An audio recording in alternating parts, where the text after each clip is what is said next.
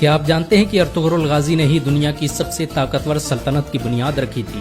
اس نے اپنے 2000 ساتھیوں کی مدد سے ایک ایسی حکومت قائم کی جو 700 سالوں تک پوری دنیا پر راج کرتی رہی۔ اس کی نسلوں میں پیدا ہونے والے سلطان محمد فاتح نے ہی دنیا کی سب سے بڑی توپ ایجاد کی تھی۔ ارطغرل کے ذریعے استھاپت کی گئی سلطنت عثمانیہ نے دنیا کو سب سے زیادہ ویگیانک اور ڈاکٹر دیے۔ راکٹ ٹیکنالوجی پر آدھارت دنیا کا پہلا جہاز سلطنت عثمانیہ میں ہی بنایا گیا تھا۔ ارطغرل نے ڈاکٹروں اور عالموں کی ایک بڑی جماعت تیار کی تھی جو مفت میں لوگوں کی مدد کرتی تھی۔ ان کا پورا خرچ ارطغرل خود اٹھاتا تھا۔ ارطغرل اکیلا انسان تھا جس سے منگول بھی دہشت کھاتے تھے۔ 13ویں صدی عیسوی میں جب منگولوں نے مسلمانوں کے سارے بڑے شہر تباہ کر دیے تو ارطغرل نے سوغوت میں دنیا کی سب سے طاقتور سلطنت کی بنیاد رکھی۔ ارطغرل کائی قبیلے کے مشہور شاسک سلیمان شاہ کا بیٹا تھا۔ سلیمان شاہ اوغوز کی نسلوں سے تھے جنہوں نے چین سے بھاگ کر ایران اور شام میں پناہ لی تھی۔ آپ کو یہ جان کر حیرانی ہوگی کہ چین میں آج جن اوئیگر مسلمانوں پر ظلم ہو رہا ہے وہ اوغوز کی نسلوں اور ارطغرل کے خاندان سے تعلق رکھتے ہیں۔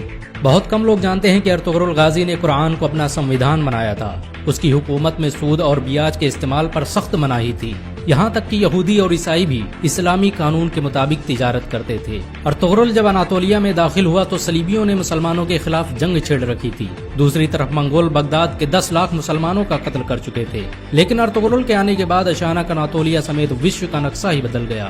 ارطغرل کی شجاعت اور ہمت سے دشمن بھی کانپتے تھے۔ اس نے اپنے چند ساتھیوں کی مدد سے چنگیز خان کی فوجوں کو گھٹنے ٹیکنے پر مجبور کر دیا۔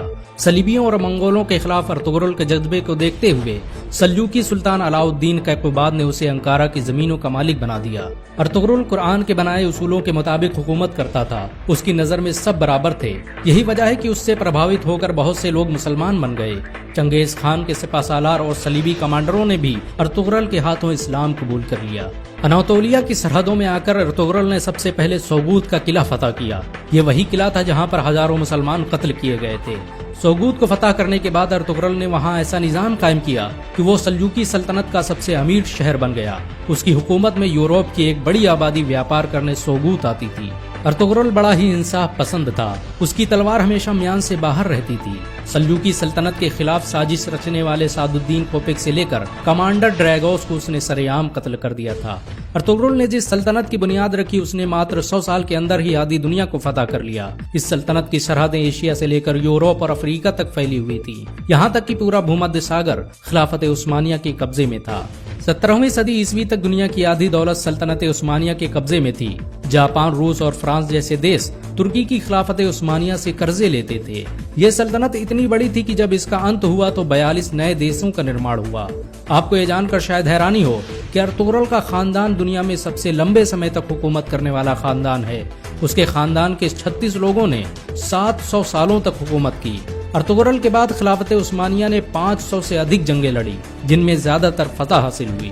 ارطغرل چٹانوں کی طرح سخت تھا۔ وہ جب اناطولیہ آ رہا تھا تبھی راستے میں اس کے پتا سلیمان شاہ کی ڈوبنے سے موت ہو گئی اور اس کے بھائیوں نے اناطولیہ جانے سے انکار کر دیا، لیکن ارطغرل اکیلے ہی اناطولیہ آیا اور صلیبیوں پر قہر بن کر ٹوٹ پڑا۔ منگولوں نے ارطغرل کو مارنے کی ہزاروں کوششیں کی لیکن وہ کبھی کامیاب نہیں ہو سکے، یہاں تک کہ انہوں نے اپنے دشمنوں سے بھی ہاتھ ملا لیا۔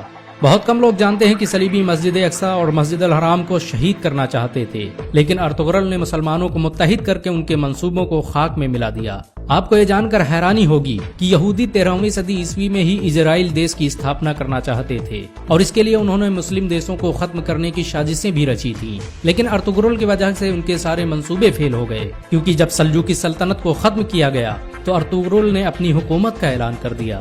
1923 میں جب ترکی کی خلافت عثمانیہ کا انت ہوا تو دستاویزوں سے پتہ چلا کہ خلافت عثمانیہ کو ختم کرنے کے لیے کئی 100 سالوں سے سازشیں کی جا رہی تھی، یہاں تک کہ بہت سے یہودی مسلمانوں کے بھیس میں مسجدوں میں امامت کرتے تھے تاکہ مسلمانوں کے دلوں سے خلافت کی اہمیت نکالی جا سکے۔ ارطغرل نے سلجوقی شہزادی حلیمہ سلطان سے شادی کی تھی۔ اس کے دوسرے بیٹے عثمان کے نام پر ہی اس سلطنت کا نام خلافت عثمانیہ رکھا گیا۔ ارطغرل کے بیٹے عثمان نے جب ترکی میں عثمانی کرنسی کی شروعات کی تو اس پر چھپنے والا پہلا نام ارطغرل غازی کا تھا۔ 2014 میں ترکی کے راشٹرپتی رجب طیب اردوغان کے کہنے پر ارطغرل کی زندگی پر ایک ڈرامہ بھی بنایا گیا۔ ارطغرل کی زندگی پر بنا یہ ڈرامہ اس سمے دنیا میں سب سے زیادہ دیکھا جانے والا ڈرامہ ہے۔